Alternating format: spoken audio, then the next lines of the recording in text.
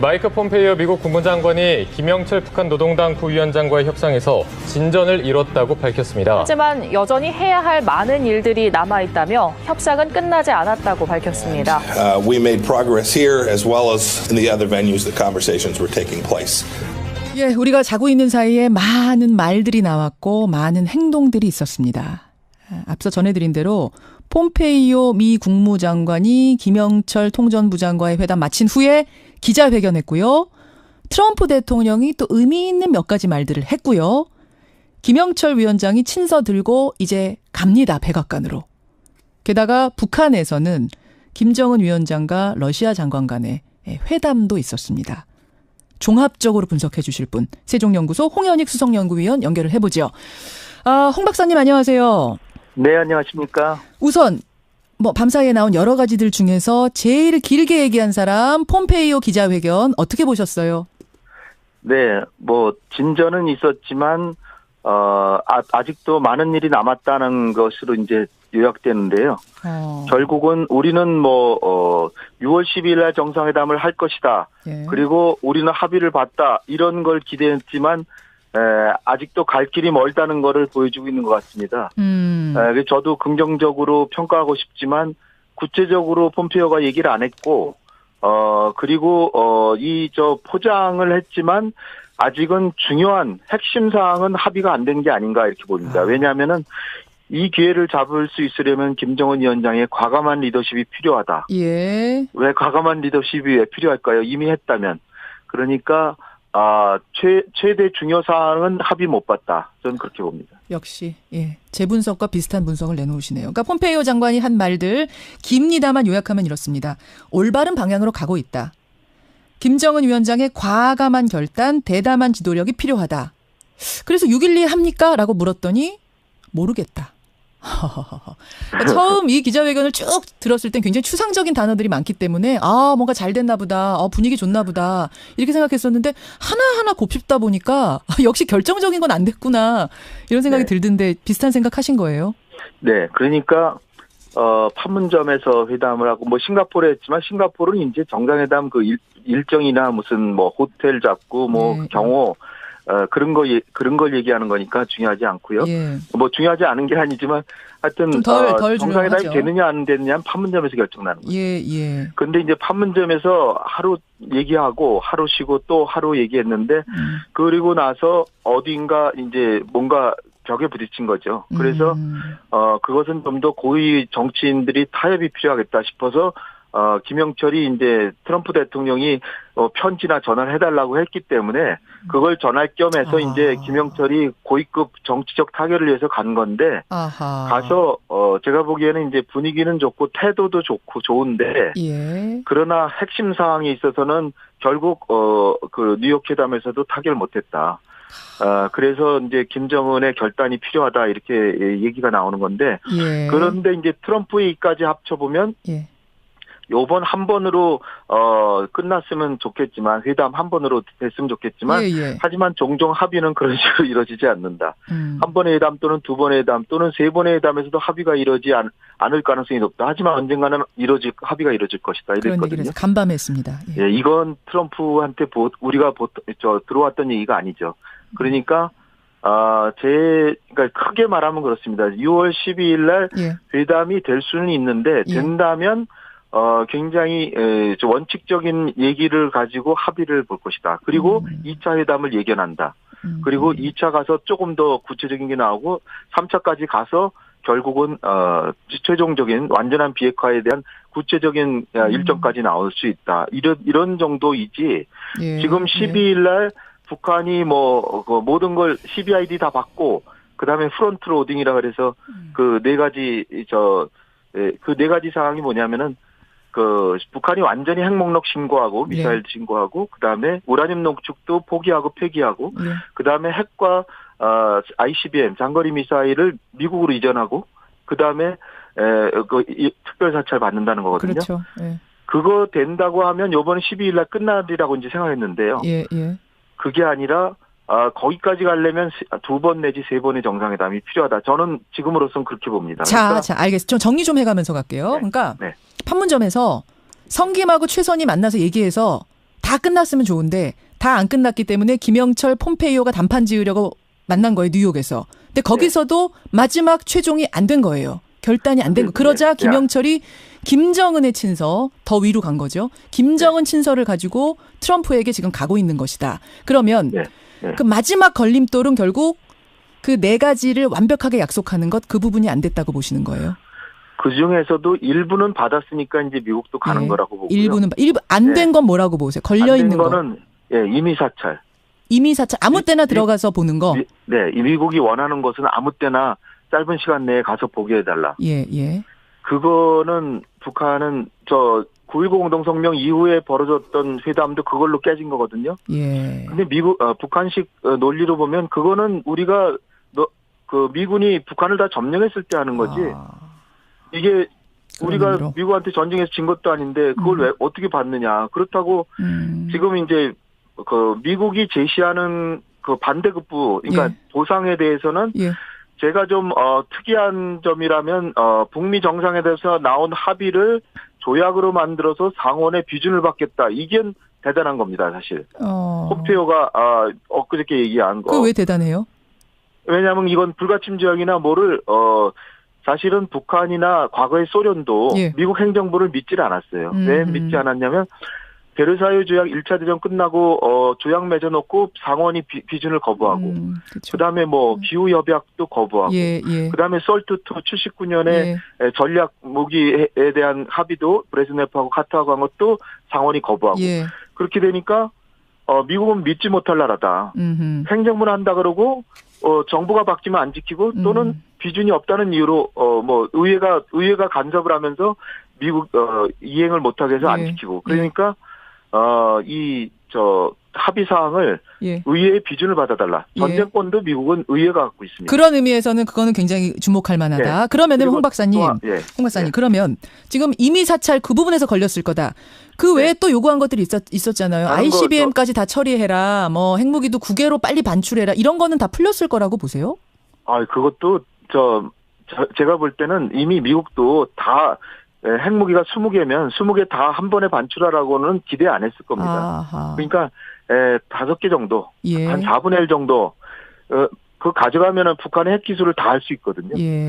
그러니까 그것도 뭐 일부 뭐 20개면 뭐 한 개는 보낼 수 있다까지도 합의됐으면 대단한 건데 그것도 쉽지 않고요. 그리고 보낸다면 미국으로 보낼 수가 없다. 아직은 미국은 우리 적이다. 제3국으로 따라서 중국이나 러시아로는 보낼 수 있다. 이렇게 얘기했을 수도 있어요. 그러면 김영철 친서에는 지금 뭐가 담겨 있을 거라고 보세요? 그런 상태에서 지금 김영철 부위원장이 친서 들고 트럼프 대통령한테 가고 있지 않습니까? 거기에는 뭐가 담겨 있을까요? 아주 정중한 말투로 완전한 비핵화할 의지는 진짜 변함이 없고 그러나 그것을 그냥 줄 수는 없다. 지갑을 달라. 지갑 달라. 제가 그 가격이라고 한 거는 우리가 3대에 걸쳐 체제 생명을 걸고 만들어 온 거다. 체제 보장을 달라. 미국도 구체적으로 제재를 다 해제해주고 그다음에 이 불가침 조약을 맺어서 상원의 비준을 받아주고 그다음에 수교도 하고 그리고 주한미군 철수는 아니더라도 감축하는 성의를 보이고 그다음에 한반도의 전략적 자산은 앞으로는 오지 마라. 왜냐하면 우리가 비핵화 쪽으로 가는데 이제 그런 것들이 그거를 이제 지금 북한의 태도가 변한 거지 결단을 해서 항복하겠다 이건 아니라고 저는 봅니다. 그 정도를 가지고 그러면은 트럼프 대통령한테 자 우리 아직도 해결되지 못한 결정적인 건 남아있지만 진심만은 믿어달라라는 친서를 가지고 가면 트럼프 대통령이 그걸 받고 6.12의 정상회담 열까요?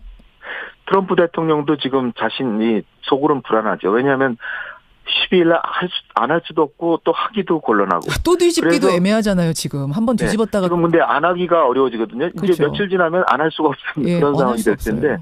그러니까 트럼프 대통령으로서는 그 전에까지 빨리 결단해라 뭐 이런 건데. 계속 압박. 제가 볼 때는 정상회담을 하면서 좀 원칙적인 내용들을 좀 얘기를 하고 한두 가지 정도만 좀 과감한 결단에 속하는 거 넣어가지고 미국 국민들에게 최선을 다했다. 그리고 확실히 비핵화를 하는데 지금 1단계 가보고 북한이 안 하면 다시 한번 또 더 압박하겠다. 그러나 지금 좋은 방향으로 가고 있으니까 일단은 원칙을 합의했고 그 징표로서 한두 가지를 했기 때문에 일단은 두 번째 정상회담 하더라도 일단 가보자. 이렇게 설명할 수밖에 없지 않을까. 그래서 처음으로 트럼프 대통령 입에서 회담을 여러 번 할 수 있다라는 말이 그래서 나온 게 아닌가. 네, 이렇게 저도 좀 하니까 아쉽습니다. 정리가 그렇게 흘러가네요. 예. 알겠습니다. 근데 이게 6.12 지금 오늘이 6월 1일인데 설마 6월 22일 전에 깨겠어라는 생각을 우리가 지금 했지만 트럼프 대통령과 김정은 위원장 사이에서 벌어지는 일은 누구도 장담 못 하잖아요. 전날 깨질 수도 있는 거잖아요. 네, 그렇죠. 이제는 아무것도 그러니까, 우리가 단정은 예. 못 합니다.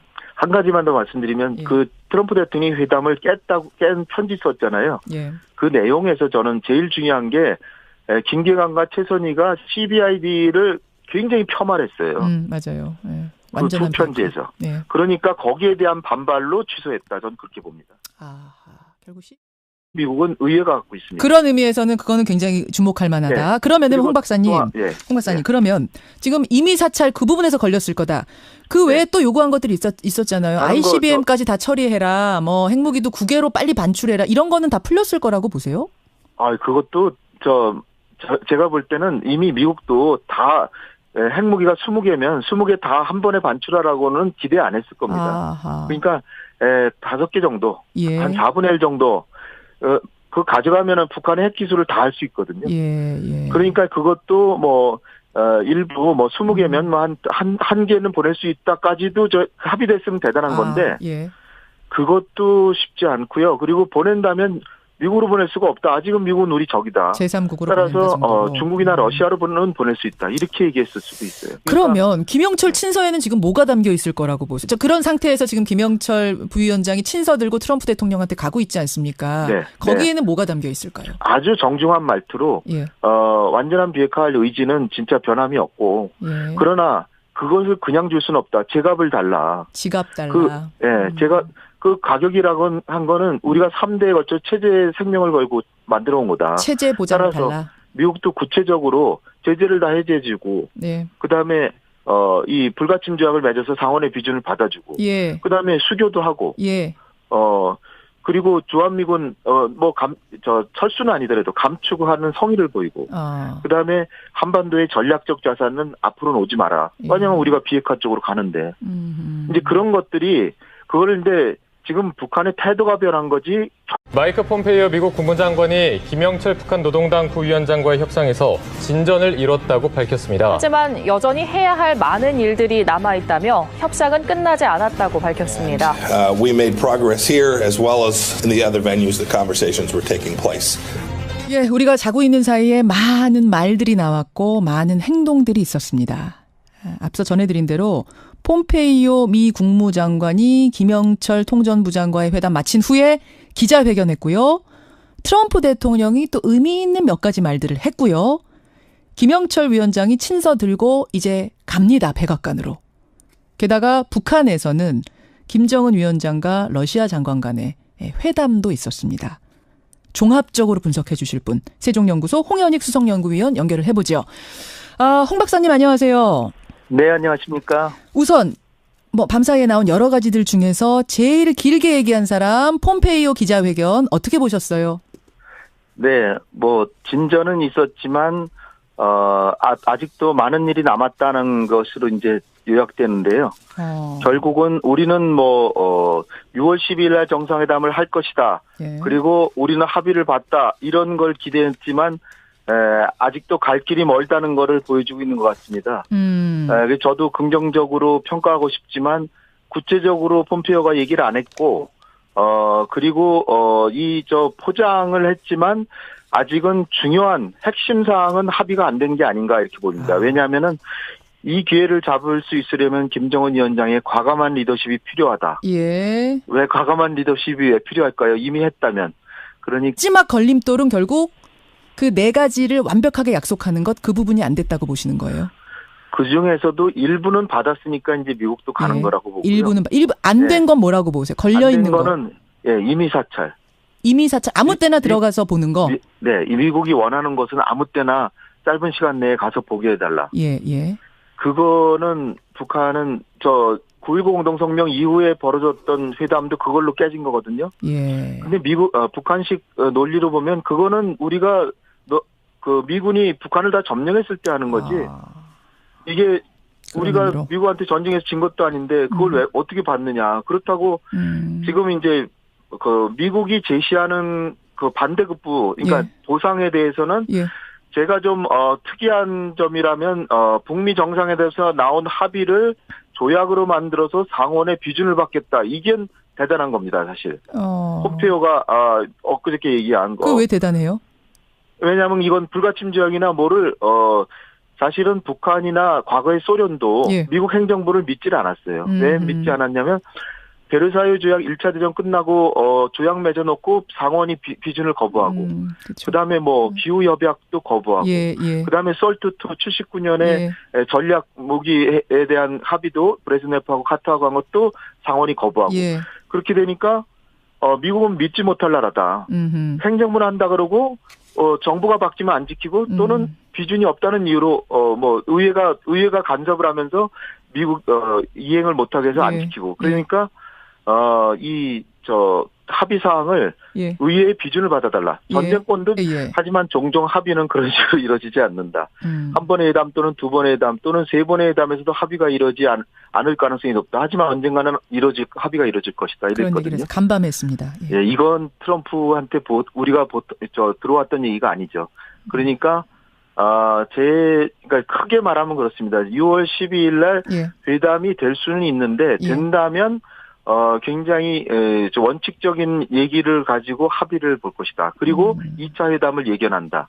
그리고 2차 가서 조금 더 구체적인 게 나오고 3차까지 가서 결국은 최종적인 완전한 비핵화에 대한 구체적인 일정까지 나올 수 있다. 이런 정도이지. 예. 지금 12일 날 북한이 그 모든 걸 CBID 다 받고 그다음에 프론트 로딩이라 그래서 그 네 가지 사항이 뭐냐면은 북한이 완전히 핵목록 신고하고 미사일 신고하고 그다음에 우라늄 농축도 포기하고 폐기하고 그다음에 핵과 ICBM 장거리 미사일을 미국으로 이전하고 그다음에 특별 사찰 받는다는 거거든요. 그렇죠. 예. 그거 된다고 하면 이번 12일 날 끝나리라고 이제 생각했는데요. 예, 예.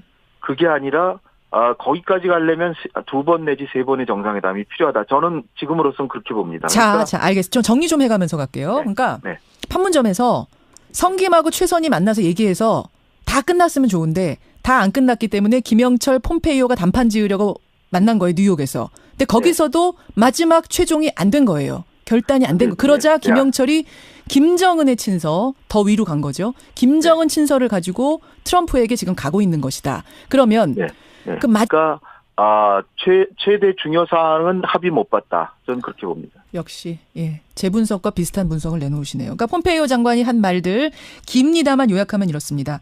올바른 방향으로 가고 있다. 김정은 위원장의 과감한 결단, 대담한 지도력이 필요하다. 그래서 6.12 합니까? 라고 물었더니 모르겠다. 처음 이 기자회견을 쭉 들었을 땐 굉장히 추상적인 단어들이 많기 때문에 뭔가 잘 됐나 보다. 분위기 좋나 보다. 이렇게 생각했었는데 하나하나 곱씹다 보니까 역시 결정적인 건 안 됐구나. 이런 생각이 들던데 비슷한 생각 하신 거예요? 네. 그러니까 판문점에서 회담을 하고 싱가포르에 했지만 싱가포르는 이제 정상회담 그 일정이나 무슨 호텔 잡고 경호 그런 걸 얘기하는 거니까 중요하지 않고요. 중요하지 않은 게 아니지만 하여튼 정상회담이 되느냐 안 되느냐는 판문점에서 결정나는 거죠. 그런데 이제 판문점에서 하루 얘기하고 하루 쉬고 또 하루 얘기했는데 그리고 나서 어딘가 이제 뭔가 벽에 부딪힌 거죠. 그래서 그것은 좀 더 고위 정치인들이 타협이 필요하겠다 싶어서 김영철이 이제 트럼프 대통령이 편지나 전화를 해달라고 했기 때문에 그걸 전할 겸해서 이제 김영철이 고위급 정치적 타결을 위해서 간 건데 가서 제가 보기에는 이제 분위기는 좋고 태도도 좋고 좋은데 그러나 핵심 사항에 있어서는 결국 그 뉴욕 회담에서도 타결 못했다. 그래서 이제 김정은의 결단이 필요하다 이렇게 얘기가 나오는 건데 그런데 이제 트럼프 얘기까지 합쳐보면 요번 한 번으로 끝났으면 좋겠지만 회담 한 번으로 됐으면 좋겠지만